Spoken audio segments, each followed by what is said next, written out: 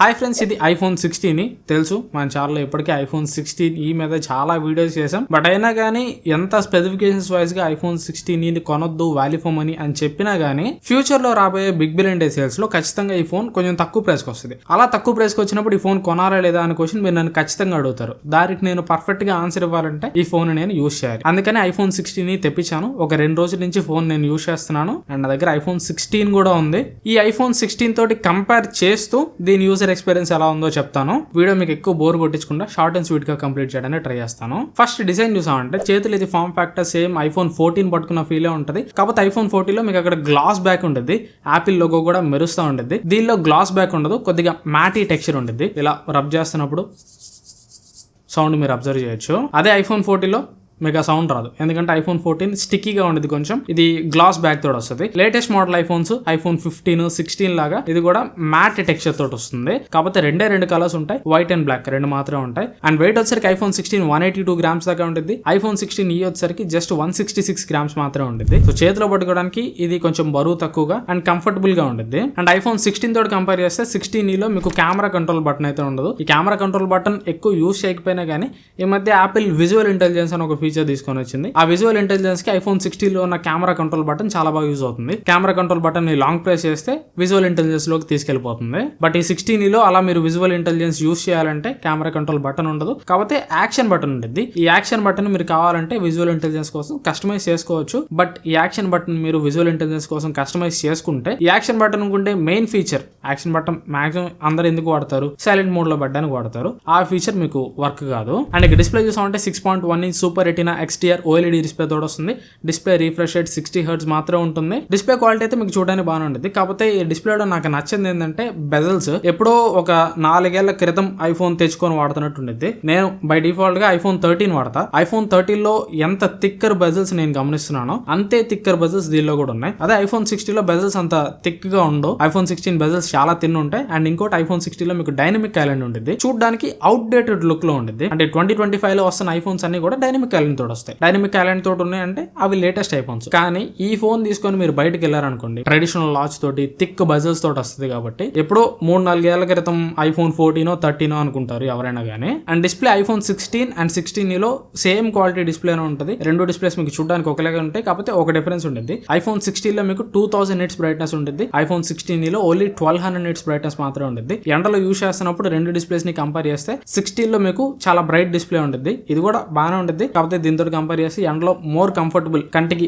బాగా కనిపించేది అయితే ఐఫోన్ 16 డిస్ప్లేనే కంటికి బాగా కనిపించింది. అండ్ ప్రాసెసర్ ఇది A18 Bionic చిప్ తోటి వస్తుంది. సేమ్ ప్రాసెసర్ మీకు ఐఫోన్ 16 లో కూడా ఉంటుంది. కాకపోతే ప్రాసెసర్ GPU విషయంలో మీకు ఒక డిఫరెన్స్ ఉంటుంది. ఐఫోన్ 16 లో మీకు 5 కోర్ GPU ఉంటాయి. 16 లో ఓన్లీ 4 కోర్ GPU మాత్రమే ఉంటుంది. ఒక కోర్ GPU దీనిలో తగ్గిద్ది అనమాట. ఆ ఒక కోర్ GPU తగ్గినందువల్ల మేబీ AnTuTu స్కోర్స్ లో మీకు ఎక్కువ డిఫరెన్స్ ఏమైనా కనిపించవచ్చామో కానీ రియల్ లైఫ్ లో పెద్ద డిఫరెన్స్ ఏమి మీరు నోటీస్ చేయరు. అండ్ ఇంకోటి BGMI ఈ రెండు ఫోన్స్ కూడా మీకు ఓన్లీ 60 FPS లోనే హ్యాండిల్ చేస్తాయి. ఎందుకంటే రెండు ఫోన్స్ లో ఓన్లీ 60 Hz డిస్ప్లే మాత్రం ఉంటుంది. కాబట్టి రెండు ఫోన్స్ లో 60 FPS గేమింగ్ కి మించి ఎక్కువ మీరు ఆడుకోలేరు. సో జస్ట్ 60 FPS గేమింగ్ కాబట్టి 1 కోర్ GPU దీనిలో ఎక్స్ట్రా ఉన్నా దీనిలో తక్కువ ఉన్నా మీకు రియల్ లైఫ్ లో పెద్ద ఫరక్ ఏం పడదు. అండ్ ఒకవేళ మీరు క్యాప్చర్ కార్డ్ కనెక్ట్ చేసి ప్రొఫెషనల్ గా లైవ్ స్ట్రీమ్ చేసుకోవాలంటే ఐఫోన్ 16 మీకు క్యాప్చర్ కార్డ్ కి కనెక్ట్ అవుతుంది. డిస్ప్లే అయితే బయటకి ఇస్తుంది. బట్ ఐఫోన్ 16 లో మాత్రం డిస్ప్లే బయటకి ఇవ్వట్లేదు. క్యాప్చర్ కార్డ్ తోటి నేను ట్రై చేసి చూసాను, వర్క్ కావట్లేదు. రెండిట్లో కూడా మీకు USB Type-C 2.0 పోర్ట్స్ మాత్రం ఉంటాయి. రెండిట్లో USB ట్రాన్స్ఫర్ స్పీడ్స్ అయితే ఒకేలాగా ఉంటాయి. కాకపోతే 16 లో డిస్ప్లే క్యాప్చర్ బయటకి ఇస్తుంది, 16 లో డిస్ప్లే క్యాప్చర్ బయటకి ఇవ్వట్లేదు. అండ్ కెమెరాస్ వచ్చరికి దీనిలో 16 లో ఓన్లీ సింగిల్ కెమెరా మాత్రం ఉంటుంది. 48 మెగాపిక్సెల్ కెమెరా. ఇది 2-in-1 ఫ్యూజన్ కెమెరా అంటున్నారు వీళ్ళు. ఇదే 2-in-1 ఫ్యూజన్ కెమెరా 16 లో కూడా ఉంటుంది. ఈ ఫ్యూజన్ కెమెరా అంటే ఏంటంటే మీకు 48 మెగాపిక్సెల్ లో పిక్సెల్ బిన్నింగ్ ద్వారా 12 మెగాపిక్సెల్ ఇంకో రెజల్యూషన్ ఉంటుంది. సో ఇలా 48 మెగాపిక్సెల్ 12 మెగాపిక్సెల్ 2 మెగాపిక్సెల్ ఆప్షన్స్ ఉండటం వల్ల ఈ సింగిల్ కెమెరానే 2x లో జూమ్ చేసి ఫోటోస్ తీసినా గానీ లాస్ లెస్ క్వాలిటీ ఇమేజెస్ వస్తాయి. అండ్ ఫ్రంట్ కెమెరా 12 మెగాపిక్సెల్ ఉంటుంది. 16 లో అల్ట్రా వైడ్ యాంగిల్ కెమెరా ఉండదు. అదే 16 లో ఎక్స్ట్రాగా మీకు అల్ట్రా వైడ్ యాంగిల్ కెమెరా ఉంటుంది. ఒకసారి రెండింటి ఫోటోస్ కంపేర్ చేసుకున్నాం అంటే బ్యాక్ సైడ్ ప్రైమరీ కెమెరా అయినా ఫ్రంట్ కెమెరా అయినా రెండిట్లో మీకు సేమ్ ఉంటాయి. రెండిట్లో పెద్ద తేడా ఉండదు. కాకపోతే 16 లో కొంచెం కలర్స్ మీకు వైబ్రెంట్ గా వస్తున్నాయి, కొంచెం వార్మ్ స్కిన్ టోన్ లో వస్తున్నాయి. అదొకటి తప్పించి డీటెయిల్స్ పరంగా కానీ ఫోటోస్ చూడడానికి కానీ రెండు ఒకేలాగా ఉంటాయి. అండ్ వీడియో కూడా రెండిట్లో front and back cameras use చేసి డాల్బీ విజువల్ లో 4K 60 FPS వీడియో రికార్డ్ చేయొచ్చు. వీడియో క్వాలిటీ కూడా రెండు మీకు చూడడానికి ఒకేలాగా ఉంటాయి. ఫ్రంట్ అండ్ బ్యాక్ కెమెరాస్ రెండిట్లో మీకు పెద్ద డిఫరెన్స్ ఏమి ఉండదు.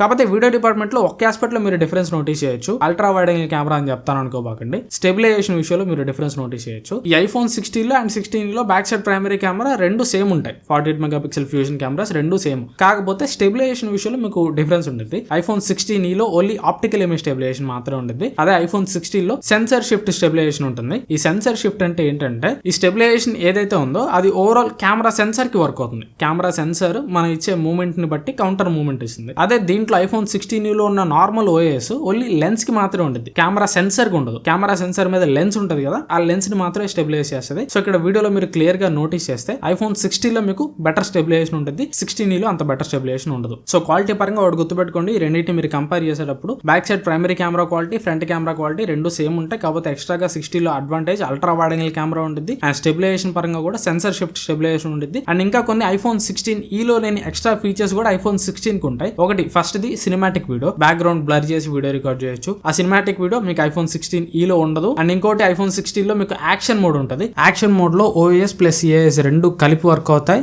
ఆ యాక్షన్ మోడ్ మీకు 16 లో ఉండదు. అండ్ 16 లో మీకు మ్యాక్రో ఫోటోగ్రఫీ, మ్యాక్రో వీడియోగ్రఫీ కూడా ఉంటుంది. దగ్గరికి వెళ్ళి మ్యాక్రో క్వాలిటీలో ఫోటోస్, వీడియోస్ క్యాప్చర్ చేయొచ్చు. ఆ ఆప్షన్ కూడా 16 కి ఉండదు. కెమెరా డిపార్ట్మెంట్ లో ఇవైతే నోట్ చేసి పెట్టుకోండి. అండ్ బ్యాటరీ రెండిట్లో 16 లో బెటర్ బ్యాటరీ లైఫ్ ఉంటుంది. దానికి first reason battery capacity. IPhone 16 లో 3561 mAh బ్యాటరీ ఉంటాయి. ఐఫోన్ 16 లో 400 mAh బ్యాటరీ ఎక్కువ ఉంటుంది. 3961 mAh బ్యాటరీ ఉంటుంది. బ్యాటరీ కెపాసిటీ ఎక్కువ ఉంటుంది కాబట్టి బ్యాటరీ బ్యాకప్ కూడా బెటర్ గా ఉంటుంది. ఇది ఫస్ట్ పాయింట్. సెకండ్ పాయింట్ వచ్చేసరికి యాపిల్ C1 చిప్. ఈ యాపిల్ C1 చిప్ ఏంటంటే ఇది 5G మోడమ్ అనమాట. సో ఈ మోడమ్ కాల్స్, సిగ్నల్స్ కోసం అనమాట. ఈ మోడమ్ యాపిల్ వాళ్ళది అయి ఉండటం వల్ల ఐఫోన్ 16 లో మీకు బెటర్ ఆప్టిమైజేషన్ ఉంటుంది. తక్కువ బ్యాటరీని కన్జ్యూమ్ చేస్తుంది. అదే ఐఫోన్ 16 లో మీకు యాపిల్ మోడమ్ ఉండదు, క్వాల్కామ్ మోడమ్ ఉంటుంది. థర్డ్ పార్టీ మోడమ్ అవటం వల్ల ఇది కొంచెం ఆప్టిమైజేషన్ ఇష్యూస్ ఉన్నాయంట. ఇది కొంచెం ఎక్కువ బ్యాటరీని డ్రైన్ చేస్తుందంట. సో ఈ సెల్యులార్ చిప్ కూడా ఐఫోన్ 16 లో డెడికేటెడ్ యాపిల్ చిప్ ఉండటం వల్ల అది కూడా కొంచెం మీకు బెటర్ బ్యాటరీ లైఫ్ ఇవ్వడంలో హెల్ప్ చేస్తుంది. అండ్ ఛార్జింగ్ రెండు కూడా 25 వాట్ వైడ్ ఛార్జింగ్ సపోర్ట్ చేస్తాయి. ఐఫోన్ 60 లో మీకు 30 వాట్ వరకు మ్యాక్సేఫ్ వైర్లెస్ ఛార్జింగ్ ఉంటుంది. ఈ మ్యాక్సేఫ్ కాబట్టి మ్యాక్సేఫ్ యాక్సెసరీస్ అన్ని మీరు మ్యాగ్నెటిక్ టైప్ లో అతికిచ్చేయచ్చు ఐఫోన్ 16 కి. అండ్ 16 లో మీకు వైర్లెస్ ఛార్జింగ్ ఉంటుంది. కాకపోతే ఓన్లీ 7.5 వాట్ వరకే వైర్లెస్ ఛార్జింగ్ సపోర్ట్ చేసింది. And MagSafe wireless charging support చేయదు. ఒకవేళ మీ దగ్గర మ్యాక్సేఫ్ యాక్సెసరీస్ ఏమైనా ఉంటే దీనికి మీరు మ్యాక్సేఫ్ యాక్సెసరీస్ ఏమి అతికించుకోలేరు. అండ్ వైర్లెస్ ఛార్జింగ్ చేయాలనుకున్నా కానీ ఫాస్ట్ గా వైర్లెస్ ఛార్జింగ్ అయితే కాదు. ఇవి రెండింటి మధ్యలో డిఫరెన్సెస్ అయితే. ఇక రెండు ఫోన్స్ లో ఏ ఫోన్ కొనాలంటే ప్రెసెంట్ యాజ్ ఆఫ్ నో మీరు ఒకవేళ మార్చ్ 2025 లో కానీ ఏప్రిల్ 2025 లో కానీ వీడియో చూస్తుంటే 16E ని చెత్తకుండీలో పడేసి 16 తీసుకోండి. 16 లో మీకు కొంచెం తక్కువ బ్యాటరీ లైఫ్ ఉన్నప్పటికీ కూడా బెటర్ కెమెరాస్ మీకు 16 లో ఉంటాయి. అల్ట్రా వైడ్ యాంగిల్ కెమెరా ఉంటుంది. కెమెరాలో మీకు ఎక్స్ట్రా కావాల్సిన ఫీచర్స్ అన్ని ఉంటాయి. అండ్ చెత్త కాంప్రమైజెస్ అన్ని ఉండవు. లేటెస్ట్ ఫోన్ వాడుతున్న ఫీల్ ఉంటుంది. అదే ఐఫోన్ 16 ఇప్పుడు మీరు 60,000 రూపాయలు తగిలేసి కొన్నారనుకోండి, ఎప్పుడో డిస్ప్లే చూడడానికి 3 ఏళ్ల క్రితం ఫోన్ లుక్ లాగా ఉంటుంది. మీ చేతిలో ఐఫోన్ చూస్తున్న వాళ్ళు ఎవరు కూడా లేటెస్ట్ ఐఫోన్ వాడుతున్నారని ఎవరు రికగ్నైజ్ చేయరు. ఎప్పుడో ఒక 3 ఏళ్ల క్రితం ఫోన్ వాడుతున్నారని అనుకుంటారు. సరే ఇంకా ఐఫోన్ 16 ఆ యాపిల్ ఒకటి తెచ్చి ఏం ప్రయోజనం బ్రో, అసలు ఐఫోన్ 16 కొనొద్దా అంటే కొనొచ్చు. ఎప్పుడైతే ఐఫోన్ 16 ప్రైస్ 45 నుంచి 50,000 రూపాయల మధ్యలో వస్తుందో అప్పుడు మాత్రం ఐఫోన్ 16 కొనండి. 50,000 రూపాయలకి ₹1 కూడా ఎక్కువ పెట్టద్దు. 40,000 రూపాయల నుంచి 50,000 రూపాయల మధ్యలో వస్తే మాత్రం ఐఫోన్ 16 తీసుకోండి. అప్పుడు మాత్రం ఇది వర్త్ అనమాట. అండ్ ఇంకోటి నెక్స్ట్ సెప్టెంబర్ లో రాబోయే Flipkart big billion day sales లో ఐఫోన్ 16 50,000 రూపాయలకి వస్తుందని ఒకవేళ మీరు ఎక్స్పెక్ట్ చేస్తుంటే మీరు పప్పులో కాలేసినట్టే. ఐఫోన్ 16 ఈసారి 50,000 రూపాయలకి రాదు.